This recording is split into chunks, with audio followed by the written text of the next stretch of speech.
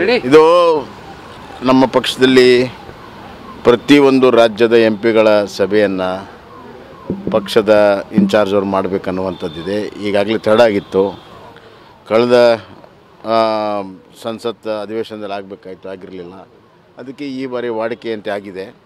ಇದರಲ್ಲಿ ಪ್ರಮುಖವಾಗಿ ಕರ್ನಾಟಕದ ಮೆಂಬರ್ಶಿಪ್ಪು ಸಂಘಟನೆ ಯಾವ ರೀತಿ ಆಗಬೇಕು ಅನ್ನುವಂಥದ್ದು ಈಗಾಗಲೇ ಏನು ರಿವ್ಯೂ ಆಗಿದೆ. ಅದರಲ್ಲಿ ಏನೇನು ಮತ್ತೆ ಬದಲಾವಣೆ ತರಬೇಕನ್ನುವಂಥದ್ದು. ಎರಡನೇದ್ದು, ಸರ್ಕಾರ ಈಗಾಗಲೇ ಜಿಲ್ಲಾ ಪಂಚಾಯತಿ ತಾಲೂಕು ಪಂಚಾಯತಿ ಬಗ್ಗೆ ಮಾತನಾಡ್ತಾ ಇದ್ದಾರೆ. ಇನ್ನು ಅವರು ಮಾಡುವಂಥ ತೀರ್ಮಾನ ಮಾಡಿಲ್ಲ. ಆದಾಗೂ ಕೂಡ ನಾವು ಏನು ಲೋಕಸಭಾದಲ್ಲಿ ನಮ್ಮ ಗೆಲುವಾಗಿತ್ತು, ಮತ್ತು 3 ವಿಧಾನ ಉಪಚುನಾವಣೆಯಲ್ಲಿ ಗೆಲುವನ್ನು ಮುಂದುವರ್ಸ್ಕೊಂಡು ಹೋಗೋಕ್ಕೆ ಸಾಧ್ಯ ಆಗಿರಲಿಲ್ಲ. ಅದನ್ನು ಹಿಮ್ಮೆಟ್ಟಿ ಜಿಲ್ಲಾ ಪಂಚಾಯತಿ ತಾಲೂಕು ಪಂಚಾಯತಿಗೆ ಸಂಘಟಿತವಾಗಿ ಹೋರಾಟ ಮಾಡಿ ಎಲ್ಲ ಕಡೆ ಗೆಲ್ಲಬೇಕು ಅನ್ನುವಂಥದ್ದು ಭಾಳ ಪ್ರಮುಖವಾಗಿ.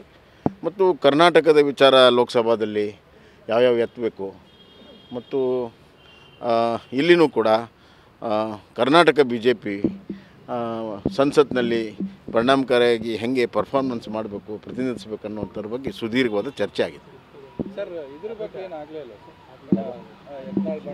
ಅದೆಲ್ಲ ಈಗ ಹೈಕಮಾಂಡ್ ಅಂಗಳ ಇರೋದ್ರಿಂದ ಇಲ್ಲಿ ಮಾತಾಡುವಂಥ ಪ್ರಶ್ನೆ ಬರಲಿಲ್ಲ.